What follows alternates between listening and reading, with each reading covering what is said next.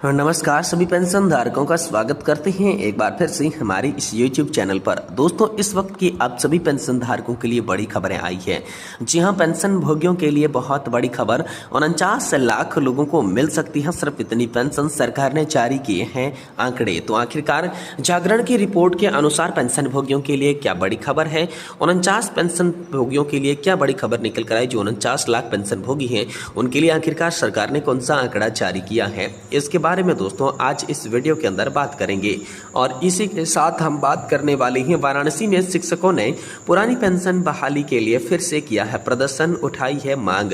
तो आखिरकार वाराणसी के अंदर शिक्षकों ने ओपीएस की मांग को लेकर कैसा और किस तरीके से प्रदर्शन किया, एक बार फिर से ओपीएस बहाली की मांग किस तरीके से उठाई गई, इसके बारे में भी आज इस वीडियो के अंदर बात की जाएगी।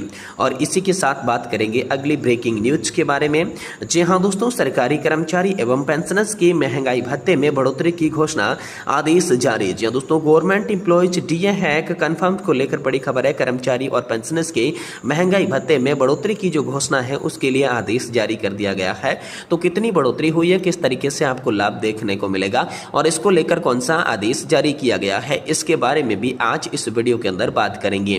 इसलिए आप सभी से निवेदन करते हैं कि दोस्तों आज की इस वीडियो को आप लास्ट तक देखिएगा और इसी के साथ चैनल पर नए हैं तो चैनल को सब्सक्राइब कर दें। वीडियो को लाइक करने के साथ अपने पेंशन धारक साथियों में इसे जरूर शेयर कर दीजिएगा। तो चलिए बिना किसी देरी के सबसे पहले हम बड़ी खबर की ओर बढ़ते हैं और आप सभी को बताते हैं कि पेंशन भोगियों के लिए कौन सी बड़ी खबर है। 49 लाख लोगों को मिल रही सिर्फ इतनी पेंशन, सरकार ने जारी की है आंकड़े। तो आखिरकार 49 लाख पेंशन भोगियों को कितनी हाल फिलहाल में पेंशन मिल रही है और सरकार ने जो आंकड़े जारी किए हैं वो कैसे आंकड़े निकल कर आए हैं, चलिए इसके बारे में विस्तार से बात कर लेते हैं। सरकार ने संसद को बताया कि ईपीएफओ द्वारा संचालित कर्मचारी पेंशन योजना 1995 के तहत हर दूसरे पेंशन भोगी को 1500 रुपए से कम मासिक पेंशन मिलती है। श्रम एवं रोजगार राज्य मंत्री शोभा करंदलाजे द्वारा साझा किए गए 31 मार्च 2025 तक के डाटा से ये पता चलता है कि इस योजना के तहत 81,48,490 पेंशन भोगियों में से केवल 0.65% पेंशनर्स यानी कि दोस्तों यहाँ पर 53,541 पेंशन भोगियों को 6,000 रुपए से अधिक की मासिक पेंशन मिल रही है।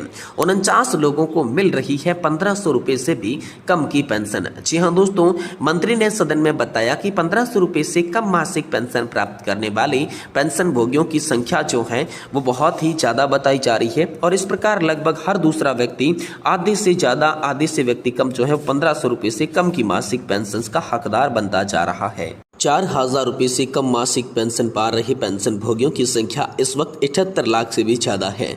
6,000 रुपए प्रति माह से कम पेंशन पाने वाले पेंशन भोगियों की संख्या 80,94,000 रुपए थी। मंत्री ने यह भी बताया कि पेंशन योजना के तहत वितरित कुल राशि 2022-23 में 22,112.83 करोड़ रुपए से बढ़कर 2023-24 में 23,027.93 करोड़ रुपए हो गई। गौरतलब है कि ट्रेड यूनियन की ओर से एपीएस 95 के तहत न्यूनतम मासिक पेंशन 9,000 रुपए करने की मांग की गई है और इस समय न्यूनतम मासिक पेंशन 1,000 रुपए के न्यूनतम स्तर पर मौजूद है। लेकिन लगातार मांग हो रही है और मांग के बीच ये आंकड़ा आया है कि यहाँ पर 1500 रुपए से भी कम की पेंशन जो है वो 49 लाख से भी ज्यादा पेंशन धारकों को मिल रही है। इसलिए यहाँ पर जो है एक बार फिर से पुनः विचार करने की भी यहाँ पर जो संभावना आप सभी के लिए जताई जा रही है। इसी के साथ अगली बड़ी खबर की बात करें तो दोस्तों, वाराणसी से शिक्षकों ने पुरानी पेंशन बहाली के लिए फिर से किया है प्रदर्शन, उठाई है ये बड़ी मांग। तो वाराणसी से आखिरकार ओपीएस को लेकर कौन सी बड़ी खबर निकल कर आई, इसके बारे में अगर बात की जाए तो उत्तर प्रदेश माध्यमिक शिक्षा संघ के जिला अध्यक्ष सफरुद्दीन की अध्यक्षता में बुधवार को जिला विद्यालय निरीक्षक कार्यालय पर शिक्षकों ने धरना दिया। धरने को संबोधित करते हुए संगठन के वरिष्ठ उपाध्यक्ष एवं पूर्व एमएलसी द्वारा यहाँ पर जो है प्रमोद कुमार मिश्र ने कहा कि वर्तमान सरकार शिक्षकों की मांगों के प्रति संवेदन शून्य लग रही है। शिक्षकों ने कहा कि लंबे संघर्ष एवं कुर्बानी के बाद शिक्षकों ने सेवा सुरक्षा रूप से चयन बोर्ड अधिनियम की धारा 21 का प्राप्त किया था। इससे सरकार ने शिक्षा आयोग बनाकर व्यवस्था को समाप्त कर दिया। इस प्रकार धारा 12 और 18 को समाप्त करके सरकार ने अपनी संवेदन शून्यता का परिचय दिया है। सत्ता से बाहर रहने पर यही लोग पुरानी पेंशन बहाली की मांग कर रहे थे, सत्ता में आने पर यही लोग अपने वादे को भूल गए गई है।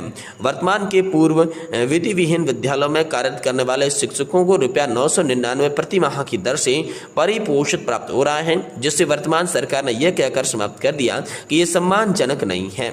हम सम्मानजनक मानदेय देंगे, लेकिन 8 वर्ष व्यतीत हो जाने के बाद भी आशा की किरण दिखाई नहीं दे रही है। अपने परिवार से सैकड़ों किलोमीटर दूर रहने वाले शिक्षक ऑफलाइन स्थानांतरण की प्रतीक्षा में आश लगाए बैठा है। मेडिकल की सुविधा के अभाव में कैंसर जैसी गंभीर बीमारियों के शिक्षक और उनका परिवार दम तोड़ता हुआ नजर आ रहा है।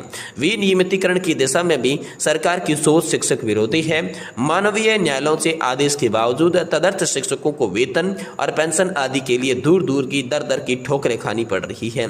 धरने में मंडलीय अध्यक्ष विजय प्रताप सिंह, प्रदेश कार्यकारिणी के सदस्य विनोद शंकर पांडे, माया शंकर यादव, पूर्व अध्यक्ष गिरिजेश तिवारी, IT सेल के अध्यक्ष शिवेंद्र कुमार दुबे, कोषाध्यक्ष कमलेश कुमार, आय व्यय निरीक्षक डॉक्टर राजेश कुमार, गोविंद नारायण सिंह और डॉक्टर अर्जुन एवं बंसत बहादुर सिंह आदि ने यहाँ पर जो है संबोधित किया और सरकार को सीधा टारगेट पर लिया। वहीं दोस्तों, कर्मचारी एवं पेंशनर्स के लिए महंगाई भत्ते में बढ़ोतरी की घोषणा, आदेश इसको लेकर जारी। इसको लेकर बात करें तो गवर्नमेंट एम्प्लॉयज के DA है कंफर्म को लेकर बड़ी खबर आ रही है।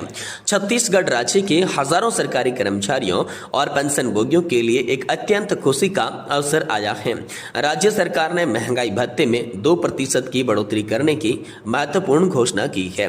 इस नए फैसले के अनुसार सभी राजकोषीय सेवकों को अपना 55% दर से महंगाई भत्ता मिलना, जो कि पहले 53% था। यह निर्णय न केवल कर्मचारियों की आर्थिक स्थिति में सुधार लाएगा, बल्कि उनके मनोबल को भी बढ़ाएगा। त्योहारी सीजन में पहले आई ये घोषणा एक सुखद उपहार के समान है, जो कर्मचारियों के जीवन में नई खुशियां लेकर आएगी। केंद्रीय कर्मचारियों के सम्मान लाभ की बात करें तो एक ऐतिहासिक निर्णय के साथ छत्तीसगढ़ के राजकोषीय कर्मचारी अब केंद्र सरकार के कर्मचारियों के बराबर महंगाई भत्ता पाने लगेंगे। वर्षों से राज्य के कर्मचारी इस बात से परेशान थे कि उन्हें केंद्रीय कर्मचारियों से कम भत्ता मिलता था। अब दोनों स्तर में सेवकों को समान दर से लाभ प्राप्त होगा, जो एक न्याय संगत कदम है। यह सम्मानजनक राज्य के कर्मचारियों को नया उत्साह भरेगा और उनकी कार्य क्षमता में वृद्धि होगी। सरकार का यह फैसला दर्शाता है कि वह अपने कर्मचारियों की भलाई के लिए प्रतिबद्ध है। पेंशन भोगियों के लिए राहत की खबर की बात करें तो इस घोषणा ने न केवल वर्तमान कर्मचारी बल्कि सेवानिवृत्त पेंशन धारकों को भी यहाँ पर लाभान्वित करने की बात है। वरिष्ठ नागरिकों के लिए महत्वपूर्ण सहायता है, क्योंकि बढ़ती महंगाई के कारण उनका जीवन यापन कठिन हो रहा था। पेंशन में इस वृद्धि से उनकी मासिक आय बढ़ेगी और वे अपने दैनिक जरूरतों को आसानी से पूरा कर सकेंगे। ये निर्णय विशेष रूप से उन बुजुर्गों के लिए वरदान है जो अपनी सीमित आय से घर चलाने में कठिनाइयां पर जो है महसूस कर रहे हैं। वहीं केंद्र सरकार से भी उम्मीदें हैं। छत्तीसगढ़ राज्य के इस फैसले के बाद केंद्रीय कर्मचारियों को भी नई आशा जगी है। 7वें वेतन आयोग की सिफारिशों के आधार पर जुलाई 2025 से केंद्रीय स्तर की महंगाई भत्ते में भी वृद्धि की संभावना लगातार दिखाई दे रही है। विशेषज्ञों का अनुमान है कि केंद्रीय कर्मचारियों के लिए महंगाई भत्ता 3% बढ़कर 58% तक हो सकता है। यदि यह घोषणा होती है तो केंद्रीय कर्मचारियों की आर्थिक स्थिति में और भी ज्यादा सुधार होगा। वहीं आर्थिक और सामाजिक प्रभाव को लेकर बात करें तो महंगाई भत्ते की यह घोषणा बढ़ोतरी केवल कर्मचारियों तक सीमित नहीं होगी, बल्कि इसका व्यापक आर्थिक प्रभाव होगा। जब कर्मचारियों के पास अधिक पैसा होगा तो वे बाजार में अधिक खरीदी करेंगे, जिससे स्थानीय व्यापार को बढ़ावा मिलेगा। त्योहारी सीजन में यह वृद्धि विशेष रूप से फायदेमंद होगी, क्योंकि लोग अधिक खर्च करेंगे। इससे राज्य की समग्र आर्थिक गतिविधि में तेजी आएगी और रोजगार के नए अवसर जो है वो सृजित होंगे। वहीं भविष्य की संभावनाएं और प्रेरणा को लेकर बात करें तो छत्तीसगढ़ सरकार का ये निर्णय नए राज्यों के लिए भी एक मिसाल बनेगा। दूसरे प्रदेशों के कर्मचारी भी अपनी राज्य सरकार की सम्मान लाभ की अपेक्षा करेंगे। यह कदम सरकारी सेवा को और आकर्षक बनाएगा और योग्य व्यक्तियों को सरकारी नौकरी के प्रति प्रेरित करने वाला है। यानी कि दोस्तों, सरकारी कर्मचारी और महंगाई भत्ते में यहाँ पर जो है पेंशनर्स के लिए बढ़ोतरी का आदेश जो है छत्तीसगढ़ की सरकार की ओर से जारी कर दिया जा चुका है। यह हाल फिलहाल में बड़ा अपडेट आप सभी के लिए निकल कर सामने आ चुका है।